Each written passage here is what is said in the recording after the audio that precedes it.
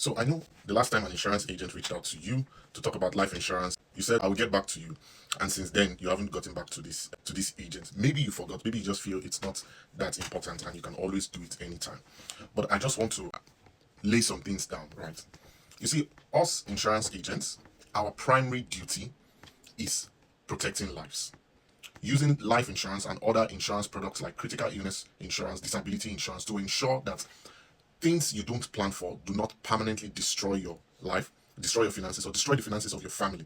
That is our primary duty. Now, when an insurance agent talks about investment and tax sheltered investment, everybody wants to listen. Everybody wants to hear how they can invest in a tax efficient manner, how they can avoid paying taxes, how they can invest for retirement in a efficient manner. Everybody's interested in that.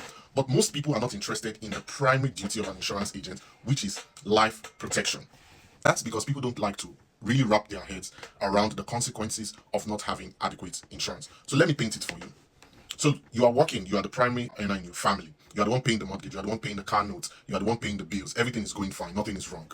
And you feel like you have everything under your control. You have young kids, your kids are fine. Nothing is going to go wrong with them, right? Okay. Now, let me paint you a picture. You pass away suddenly, right? It's unexpected.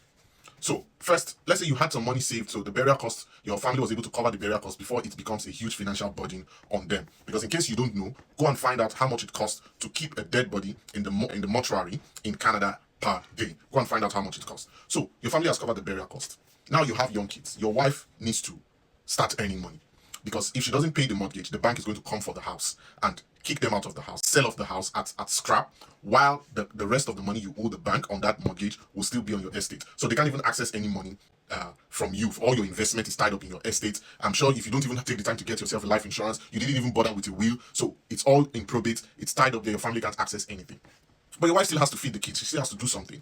So she starts working and she tries to lay her hands on any job she can get. She starts doing both day shifts and night shifts just to make ends meet. Now she's doing it. She cannot afford to pay for after school care or before school care for your kids because that's extra money leaving her pocket. She cannot pay nanny because every money now must go towards feeding the kids, putting a roof over their head, buying the essentials. So she has to take the risk of leaving the kids at home sometimes so that she can work.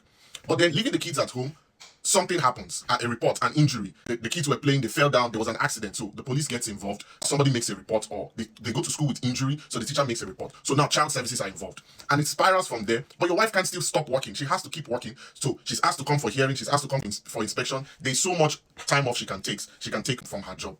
Things spiral from there. The next thing, your children are in foster care.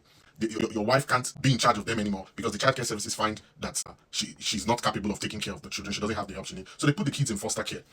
Now, she has to work double to show that she'll be capable of actually taking care of these kids. Just like that, the kids grow up in a situation that you could never have imagined for yourself. Growing up in poverty, struggling through life, because the childcare services is only going to keep them until they're 18. After 18, they have to be out of there and be on their own. And that is how your kids will start life. Why? Because their father didn't, or their parents. Now, I'm not just saying this is just men, because men are overwhelmingly guilty of this, but their parents generally didn't take 20 minutes, 30 minutes to put protection in place so that if something happens to them that is out of their control, the family can continue to meet their financial obligations without having to go through a lot of stress. I'm just trying to paint a clear picture. So when insurance agents are reaching out, when they reach out the second time, the third time, the fourth time, the fifth time, it's not just about business. Because trust me, I would be happy to wait in 3 years' time when you're ready, have you pay for more for less coverage. Of course, if there's nothing to lose, why? Either earn money now or earn more in 3 years. Of course, I'll be happy to wait in 3 years' time.